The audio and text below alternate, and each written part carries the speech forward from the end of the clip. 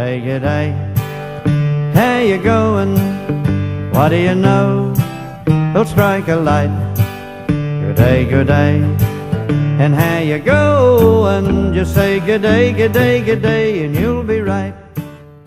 Now we come to the portion of the service before we do our Bible study that we address some end times news and trends that are happening as it relates to Bible prophecy. Today's briefing will be a little brief, and the focus will be on the Middle East. As you know, what has transpired on Friday night with Trump ordering strikes against Syria over chemical weapons.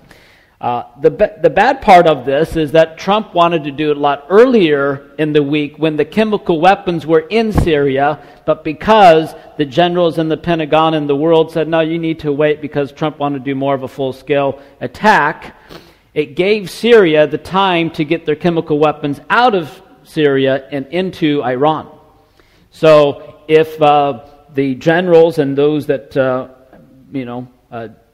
plan to be, they would have nailed those chemical weapons, but they end up hitting empty buildings. So this is something that the mainstream media does not want you to know, is that there's things, and again, that's always a risk when you're listening to President Trump as well, but it's always the world against President Trump, it seems like. But again, he would have been spot on with the intel that he knew that when he wanted to do it, but because a lot of the people didn't want to have a full-scale attack to wipe out the weapons, the chemical weapons, and again, with the UK and France coming on board, and they wanted to have Russia involved in this connection as well, which was a whole nother problematic issue when you have Russia in working with Iran as well, and also with Assad Bashar. So it's just, but the attacks as they were rocketing down in Damascus, and the prophecies coming to pass, not saying it's there yet, but as Isaiah 17 talks about the destruction of Damascus. So just a matter of time. Every week it's getting closer and closer to seeing another prophecy being fulfilled. So just something to be aware of there. Also, within Iran and Israel, these two things come together. Iran, out of the Jews' news, talks about how they openly vowed to destroy Tel Aviv and Haifa due to the Israeli strikes that killed their soldier in Syria. So they're wanting to retaliate. And then on the flip side of it, that was done, that threat on Tuesday.